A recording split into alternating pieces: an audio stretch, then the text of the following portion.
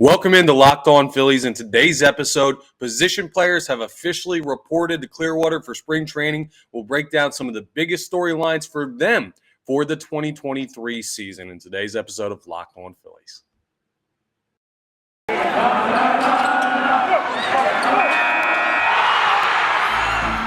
You are Locked On Phillies, your daily Philadelphia Phillies podcast. Part of the Locked On Podcast Network, your team every day.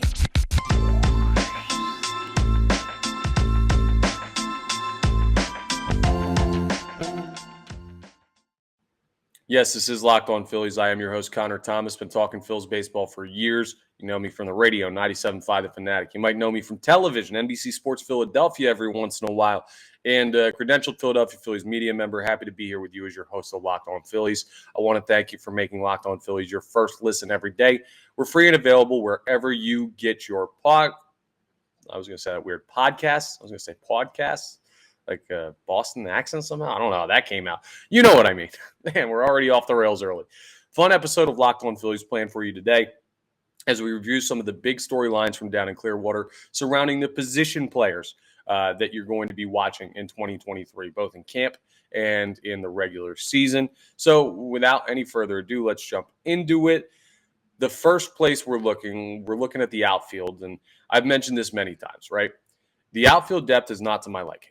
And we found out that it's not really to the Philadelphia Phillies liking either, because reports out of spring training are that Edmundo Sosa is being taught center field, or at least they're working him out in center field to see if he can do that. Now, Edmundo Sosa is a great utility guy in the infield. I don't know his ability to play outfield a bit. We'll see. The fact that the Phillies are saying that they want to work him out there and they're training him to do that and he's learning center field shows you that they look at the depth of Dalton Guthrie and Jake Cave, and then in the minor leagues, Jalen Ortiz and Johan Rojas, and say, yeah, we don't feel too comfortable with that right now. When Harper's back, sure, we'll be fine. But until we get to that point, Edmundo Sosa is probably a guy you trust more at the major league level at the plate. So if you can teach him to play the outfield, well, it gives you more depth out there and it increases Sosa's value. So, yeah, keep an eye on the outfield depth. I've mentioned it multiple times. Really, with Marsh, Castellanos, and Schwarber as your starters, if any of those guys go down, you've got a net minus from whoever's going to be playing the position in relief of them, whether it's Jake Cave, whether it's Dalton Guthrie, whether it's Edmundo Sosa at a new position. So just got to hope those guys are healthy and stay healthy. But also this means, like, if you have a backup outfielder, you could potentially DH Schwarber some days to give him a day off, DH Castellanos some days to give him a day off. Can't do that unless you trust your backup options in the outfield. So the Phillies are still working through that. Speaking of Nick Castellanos, the next big storyline from the outfield is Nick Castellanos set for a bounce back season in 2023. A lot of people have been talking about this. This is a very common storyline when it comes to the 2023 Philadelphia Phillies. Now, Nick Castellanos said last year that he felt uncomfortable here, never really settled in to Philadelphia, and his play certainly reflected that. But early sayings from Castellanos are that he feels better this year and more comfortable because he never really got settled last year, and now he's more settled. Listen, I don't know what's going on in the guy's head. All I know is he was swinging at everything out of the zone all year long last year.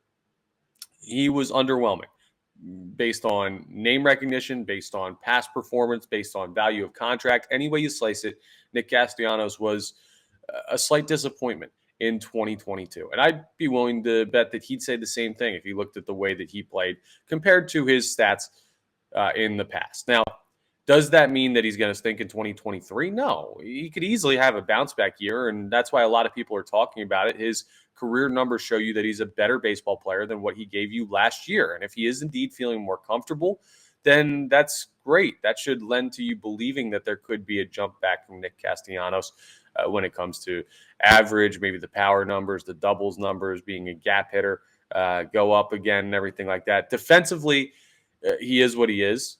It's not like he's god-awful defensively. He's just not a plus defender, so you're going to get what you get from him. It's the same thing as Kyle Schwarber. But whether or not Nick Castellanos can bounce back is going to be a huge storyline of this Philadelphia Phillies season. If he becomes the guy again that could bat cleanup, fifth, sixth, be in the middle of the lineup, and actually produce from those spots as opposed to what he did last year, which was be a middle of the lineup guy that really cost you in some big spots.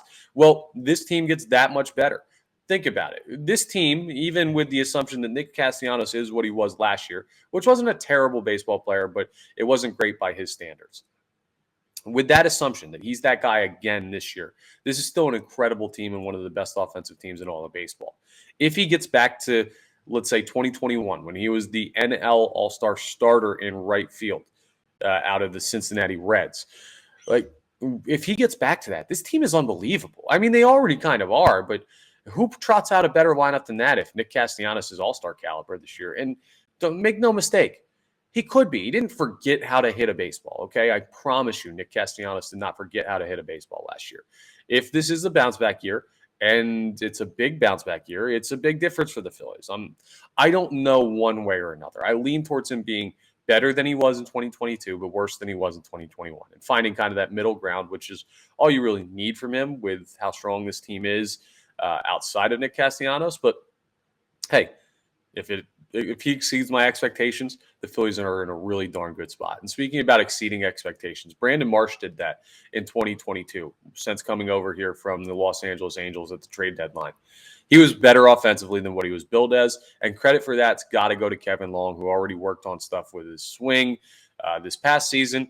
Now you got a full offseason of Brandon Marsh on a Kevin Long hitting plan. You've got a full spring training for those two to work together and work on turning Brandon Marsh into a positive offensive player. And he was, at points last year down the stretch, a positive offensive player for this team. He's a great defensive player, and you know that's a lock year in and year out for a guy with his type of speed and instincts in center field. But if he can become an offensive plus, that's another thing that significantly helps you. I'd be batting Brandon Marsh ninth right now, and that's not a knock to him. It's just ninth is often billed as your second leadoff hitter, and I think he fits really well into that spot because of his speed and because he would be able to, if he hit like he did down the stretch last year, set the table for Trey Turner rather than Trey Turner just always having to bat lead off with the bases empty and everything like that, because Trey Turner does have a little bit of pop as well. He's not just a hit 310 average guy and never hit home runs. So I like Brandon Marsh down there, but if you can have him batting like 285 or 280 even out in the 9-hole, that's a huge increase for your offense compared to what you were trotting out at the start of the year last year at the bottom of the order. So yeah, Brandon Marsh's development is just one other thing that you want to keep an eye on when it comes to the outfield and those storylines. Coming up next, we're going to jump into the infield, and we're going to talk a little bit about how Bryson Stott assimilates to a new position or maybe back to an old position and how comfortable he is there. Is your catcher in any type of danger of a regression? And at first base, well, contract year, does that automatically guarantee a strong year from Rhys Hoskins? And how comfortable are we with him heading into 2023? A lot of fun stuff still to get into as we shift gears to the infield coming up as we continue Locked On Phillies. All right, I want to tell you about my friends over at Built Bar. The holiday season, yeah, you know, that's tough on your body. But you know what's even tougher? When you make those New Year resolutions and you don't stick to them. And then the weather starts to get warmer and you find out that, well, I spent the last 2-3 months when it was cold outside sitting inside crushing candy bars or eating snacks and chips and everything like that, and they weren't good for me. Well, I'll tell you what is good for you. Built Bar is great for you. Some of the numbers on them. I mean, the calories, could you imagine having less than 200 calories in a chocolate bar or anything like that? Like, come on, that's crazy. That stuff is an amazing amount of sugar and everything in your body. No, Built Bars have 100% real chocolate, but only a whopping 17 grams of protein, 4 grams of sugar. It's unbelievable how little sugar and bad stuff there is for you in the Built Bar. They have the marshmallow puffs that taste even better, in my opinion. You can go ahead and try those out. A lot of awesome flavors like peanut butter, churro, chocolate chip cookie dough, all this great stuff. It's great for you. The numbers are great. You can pick them up at Walmart. You can pick them up at Sam's Club. It's the best protein bar out there on the market for you as far as taste, as far as how it works, and it can help you get squared away for your summer body, which is right around the corner. So go ahead and check out my friends over at Built Bar. All right, some infield storylines. Let's go in the order that I teased it. So let's start with Bryson Stott. Stott's going to be in an interesting place this year. He's heading towards the sophomore slump, which is a common thing in baseball. It happens. We watched Alec Boehm go through it and kind of struggle through it at the start of last year too, before he came out of what was a really tough year. Like, think about it. His second year, so his first year he comes up, he was in the conversation for NL Rookie of the Year in the pandemic-shortened 2020 season. And then in 2021, he gets sent down partway through the year because he has no idea what he's doing at the major league level. And then 2022, he starts rough, and we all know what happened to Alec Boehm to start the season last year and what he got caught on camera saying. And then he comes out of it and has a great year for the Phillies in 2022. But remember, his second season was a bit of a show without the first word that goes ahead of it that you can put together yourself. It wasn't great for Alec Boehm, and Bryson Stott is heading into that, and not every player goes through that. Some players are just good the whole way through. Some players, they play well in their second year and then fall apart in their third year. And it's an up and down thing. Baseball is a tough game. It really is. I'm not breaking any news there. But does Bryson Stott have a second-year regression in him? Because I think he was ahead of what a lot of people in the organization thought his schedule was going to be last year. He was up on opening day, but I don't think they saw him being as much of a contributor to that team as he was last year. Can he make a jump on that? Can he improve on that? Will going to second base, his more natural position for some people, and I don't know. We saw him play both last year. I think that's a little overrated. Are you a second baseman or are you a shortstop? By this point, they've played a lot of it at both positions if you're coming up as a young infielder. And if you're a good defender, you're a good defender. Like, you're telling me if I put Trey Turner at second base, he would stink. Like, I always thought that was a little bit overrated when it comes to how people value guys stuck in certain positions. But some people are saying that second base is a more natural position for Bryson Stott. He gets to play there, a little bit easier position defensively. Does that take a little bit of load in the field off the kid that he could focus on the offense more? I don't know. It's very interesting to see where Bryson Stott goes from here.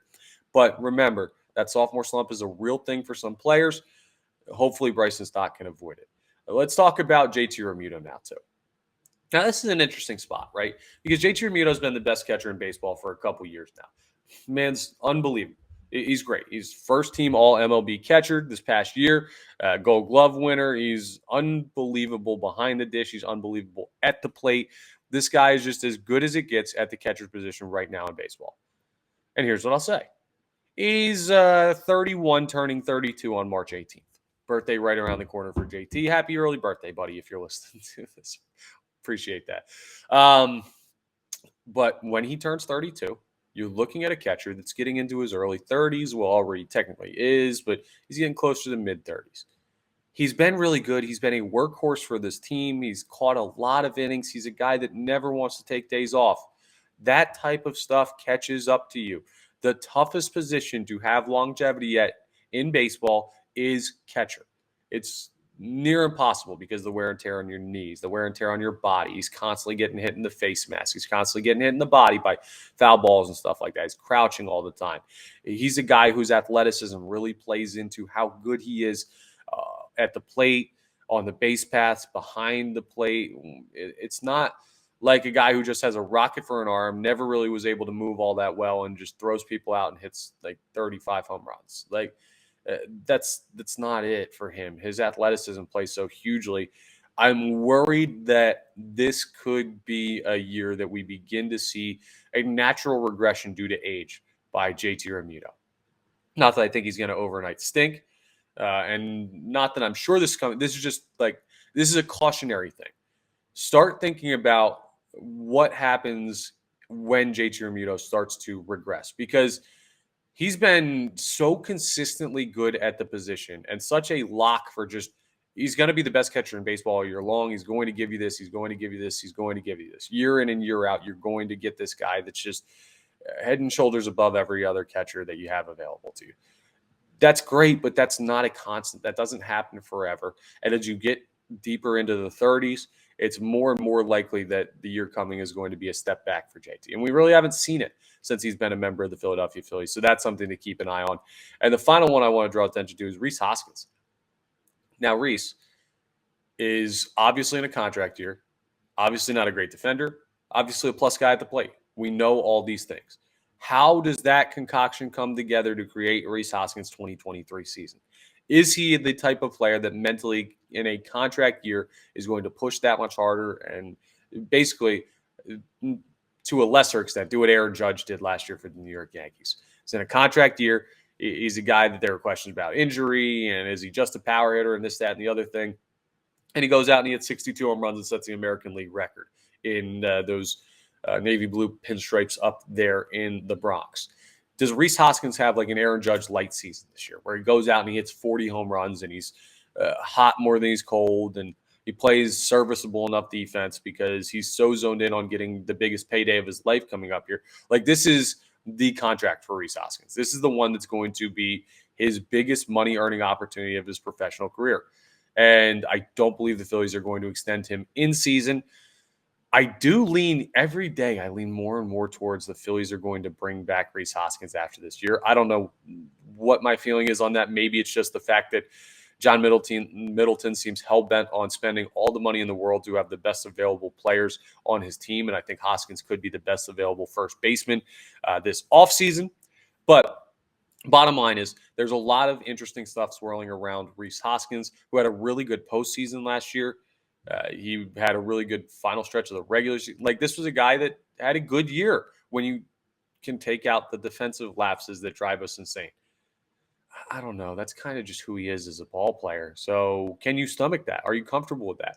Maybe DH sees a lot more Rhys Hoskins, or I guess I should say Rhys Hoskins sees a lot more time at DH than we saw in past years because Bryce Harper is out due to injury. So I don't know. I should say past year because last year was the first year with the NLDH. But you get what I'm saying. He's one of the most interesting position players on this team, maybe the most interesting position player on this team as far as question marks and what is he truly and will he be back and everything like that. So Rhys Hoskins is a guy to focus on this year, and he's a guy that we already focus on so much because if he could just figure it out defensively, man, this infield would be so good and this would be such a plus point of the team, but it's always a drawback, and then he hits a cold stretch and everybody's calling for him to never play baseball again. Rhys Hoskins is a very good baseball player, but how good will he be this year and how much money will it lead to him commanding? Another thing to certainly look at. Speaking of the DH, as we wrap up today's episode, I want to discuss a little bit about what the Philadelphia Phillies could do at DH because it's an interesting spot, especially with Bryce Harper injured to start the year. Who spends the most time there while we await number 3's return? I'll tell you who I think coming up next as we wrap up Locked On Phillies. Okay, let me tell you a little bit about my friends over at FanDuel. Midway point of the NBA season has just gone by. The All-Star game, gone. Now, time for the second part of the season. And now's the perfect time to download FanDuel, America's #1 sportsbook, because new customers get a no-sweat first bet up to $1,000. That's bonus bets back if your first bet doesn't win. Just download the FanDuel Sportsbook app. It's safe, secure, super easy to use. Then you can bet on everything from the money line to point scores and threes drained. Listen, I love our Sixers. I love Joel Embiid and James Harden, how they've been playing. They have a really, really tough stretch coming up of games. You could see a bit of a regression from them. They play a tough schedule. Go ahead and keep an eye on that. See if you can win some money based on betting on a Sixers. A bit of a slowdown from how hot they've been the last couple months. Plus, FanDuel even lets you combine your bets for a chance at a bigger payout with a same-game parlay. So don't miss the chance to get your no-sweat first bet up to $1,000 in bonus bets when you go to FanDuel.com/lockedon. That's FanDuel.com/lockedon to learn more. Make every moment more with FanDuel, an official sports betting partner of the NBA. Okay, let's wrap up with some DH talk. Now, I've already told you, now I have my version 3.0 of opening day 26-man roster coming out on tomorrow's episode. And we'll run through that. But I've already told you I don't really think Derek Hall has a spot on this team right now. I don't think he's a proven enough all-around hitter at the major league level. Doesn't give you all that much defensively. I don't think he fits with this team as well as Josh Harrison, say, does, or Edmundo Sosa obviously does. So I'm taking him off the board for this DH conversation right now. Here's what I'm looking at as far as potential designated hitters to start the year. Edmundo Sosa is an option. I don't think he's a great option, but he's an option. He's probably your best hitter off the bench right now if the opening day lineup is indeed Marsh, Castellanos, Schwarber. As far as your outfield, your infield is Hoskins, Stott, Turner, Bohm. Your catcher is JT Realmuto. Your next best bat might be Edmundo Sosa. That's not great. Derek Hall would probably be a better option than that at DH just because he can leave the yard more consistently than Sosa. But I don't know. That's one of your options. Another one of your options is looking at a guy like Josh Harrison, who's not a great offensive threat either, but he's a veteran guy who's played a lot of major league games. Maybe you can figure something out there. You could go with Jake Cave, who isn't terrible offensively. I mean, I don't like any of those options. None of those sound attractive to me. I don't say any of those names, Sosa or Cave or who was the other guy I listed? Sorry. Oh, Josh Harrison. I don't hear any of them say, okay, good DH. I want that guy in the lineup every single game. I have a bit of an interesting outside of the box thought on DH, and it involves Rhys Hoskins being your designated hitter. I know what you're saying. Well, then who plays first base? That's a fair question. I know who plays first base. Another option could be like you could DH guys days off. You could always do that, like Stott, Bohm, Turner. If they need a day off, you play Sosa at their position or Josh Harrison at their position. They could go in that DH role. Listen, a lot of guys on this team could be in the DH role, but maybe the best guy to be in it would probably be Rhys Hoskins. Here's why I say that. It's a bit shaky, but there may be a path to him being not an everyday DH, but an often DH.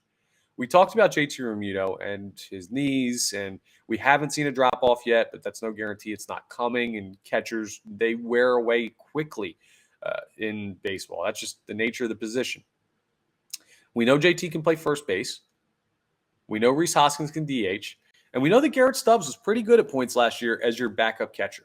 Do I want Garrett Stubbs playing, 15 of your first 20 games at catcher? No, not to DH Rhys Hoskins and put JT Realmuto at first base. But I do think while Bryce Harper recovers more times than we saw last year, you're going to see JT at first base, Hoskins DHing, and Garrett Stubbs catching. That's what I would do. That seems to me the best way to preserve JT's health, the best way to preserve Rhys Hoskins from not having to play defense, and trusting a guy like Garrett Stubbs, who I think is better than people are giving him credit for. And I'd like to see a little bit more of him this year. Not over JT Realmuto, in addition to JT Realmuto, allowing Rhys Hoskins to DH, putting what could be your best offensive lineup without Harper out there. Now, when Harper comes back, it's an easy decision.